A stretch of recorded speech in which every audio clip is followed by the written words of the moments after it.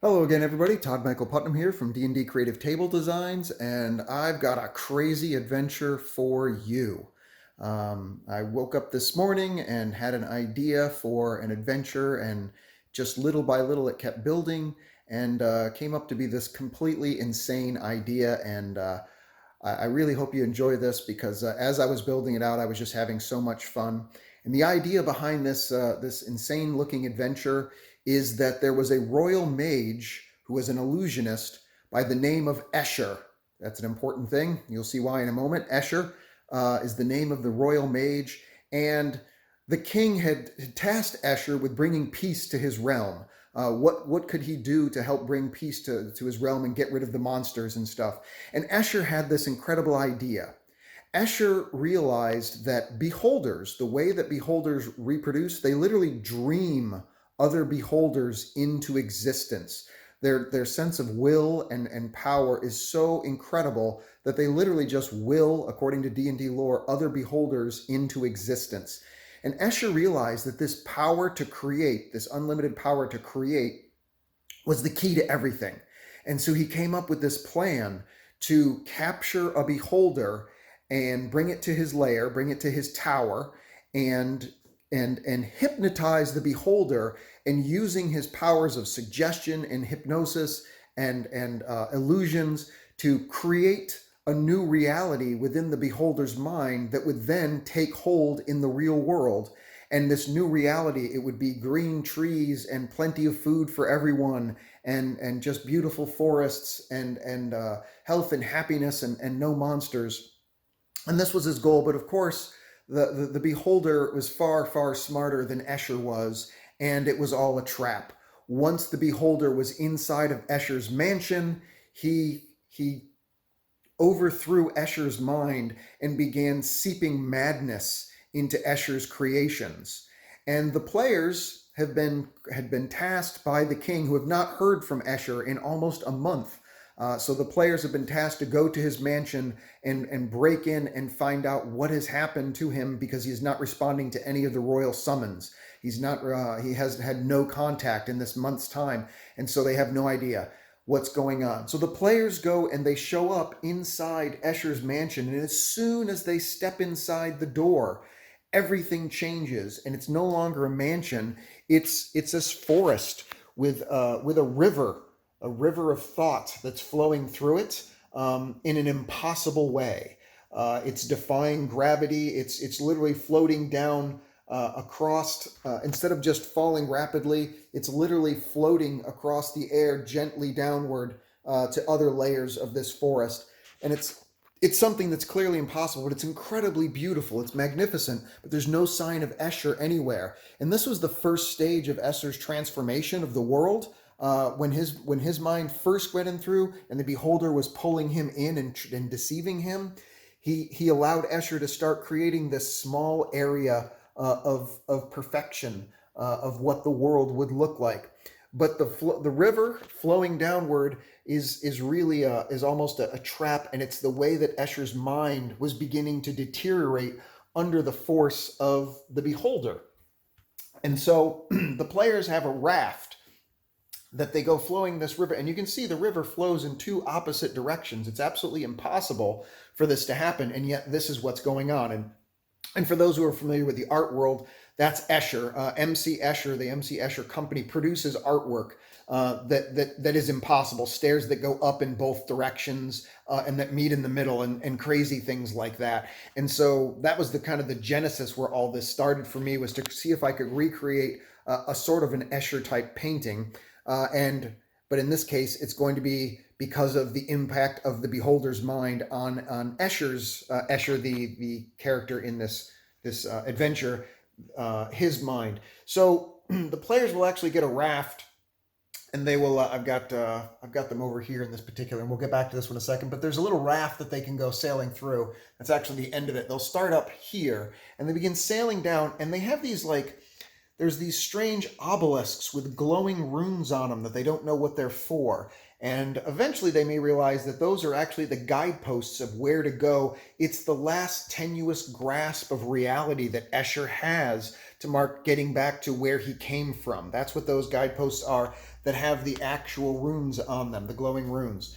And so the players will go down the raft and through over these rapids, and the river as this is all about the impossible. So like here the river is flowing, and it's the river of thoughts actually, but here the river is obviously defying gravity by flowing at an impossible angle with nothing supporting it.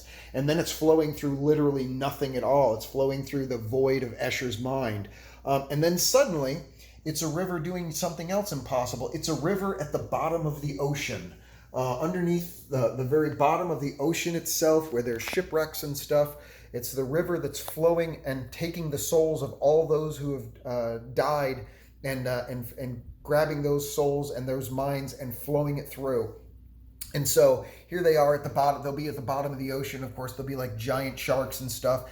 And there's an aspect of the beholder that's down here, an undead beholder. Kind of like all the dead pirates and things like that, the bottom of the ocean. In this case, in Escher's mind, because he's holding on to the thought of the beholder that he's in combat with, mental combat for this reality that's being created.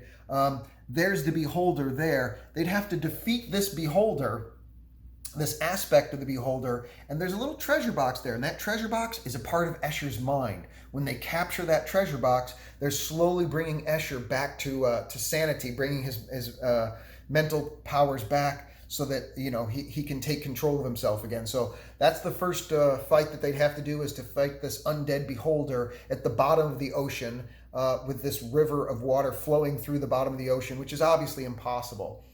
And then they'll fall through again, and you'll notice once again there's a guidepost right there where the waterfall comes down, and another guidepost over here where the water sails out from this small realm of reality and into another impossible reality where it's a world of ice, but the river itself turns into lava.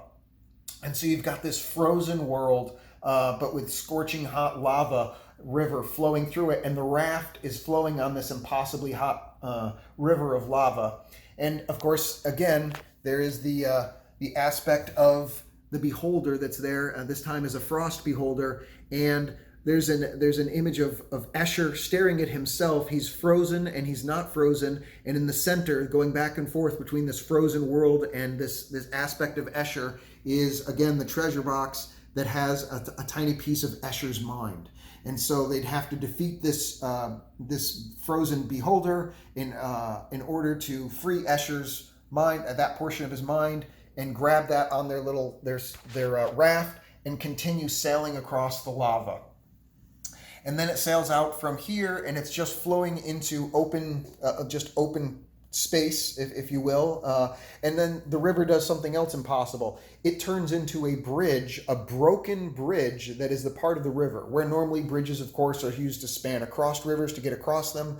In this case, the beholder has just seeped into Escher's mind, and the river itself becomes the bridge. The bridge is the river, which obviously doesn't make any sense. It's not possible, but that's just part of the insanity of it. And of course, guarding the bridge, you can see a guidepost again right here saying that this is the correct place, that this is the path to be on, the last tenuous grasp. Then again, that here is a beholder, and then there is the piece of Escher's mind to be captured and brought on board to slowly again bring him that much more back to sanity. So they'd have to defeat this beholder here in order to continue sailing on.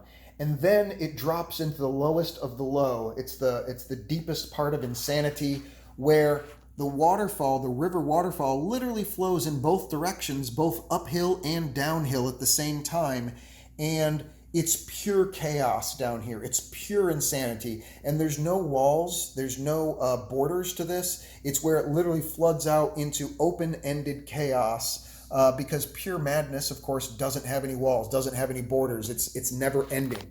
And so there's like tentacles and stuff here, and there's all these weird aberrations of monsters. And here the beholder has been transformed into this other really strange tentacled creature with multiple eyes that would have to be fought. And you can see yet again another image of Escher, who's there working frantically at the very bottom, the depths of insanity itself, and of course the treasure right down below next to his feet, in order to save him and try and bring him back to reality. So you'd have to, again, defeat this creature. Of course, there's all other kinds of insane, crazy creatures that are floating around, all the negative space in this map. And there's also false markings that are here that would be confusing. If you get lost, you might think that this means something, and it's really just misdirection by the beholder, trying to make sure that anyone who goes into this dream reality of Eschers never themselves gets back either,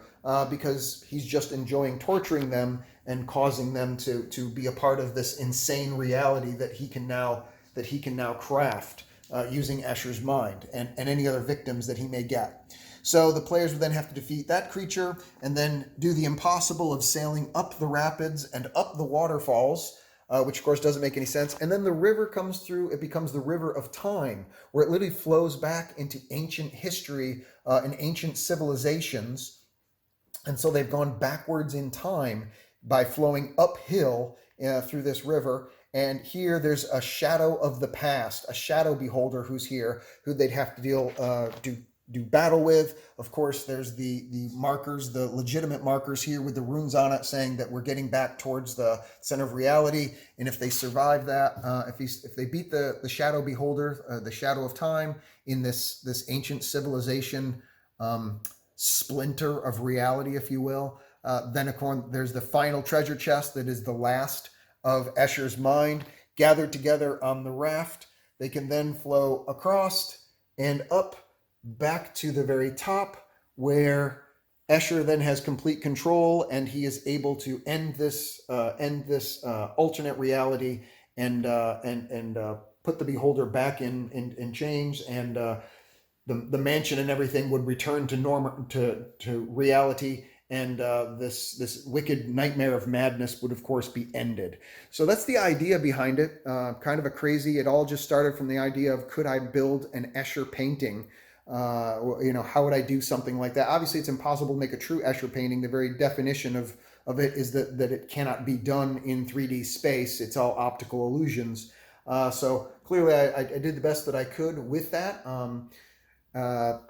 That's pretty much it. That's the idea of a high-level wizard trying to capture a beholder and use its power to create by creating illusions and hypnosis in its mind to try and craft a better reality, which of course goes horribly, horribly wrong inside the mind of the wizard, Escher, and instead turning the inside of his own mansion into just the descent into depths of pure insanity and madness. So there it is, the prison of the mental prison of Escher. The prison of madness is what I called it. So I hope you enjoyed it. Kind of a long description, so I hope you appreciate it. As far as all the stuff that is concerned, I mean, it's really kind of a lot. So there's some of the stuff. The bridge is from Whiz Kids. The river is from Pegasus Hobbies. All of this stuff in here, with the exception of the minis, is from Dwarven Forge, from their various things. This here is a ship from, it's like some kind of a hard foam from Zitterdes, which I found on eBay. These two waterfalls, I've got two of these. These are just 3D print jobs from I found on eBay. These smaller waterfalls are from Dwarven Forge. This stuff right here, this ancient Aztec stuff, is from Lunsdargent Workshop. Great stuff. Love those things. The forest up here is, of course, all Dwarven Forge from their Dreadhollow Forest.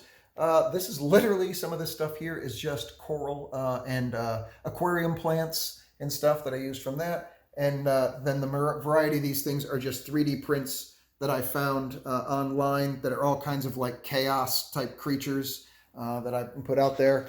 And that's it. That's basically just throwing a whole bunch of different stuff together to create this particular adventure, multi-level, multi-layer, with all kinds of strange, impossible goings on. So there it is. Appreciate you taking the time to check it out. By all means, if you like what you see, like and subscribe. Let me know what you like more, and let me know what you think of the adventure of Escher's Prison of Madness. I'll talk to you later, and I'll see you next adventure. Take care.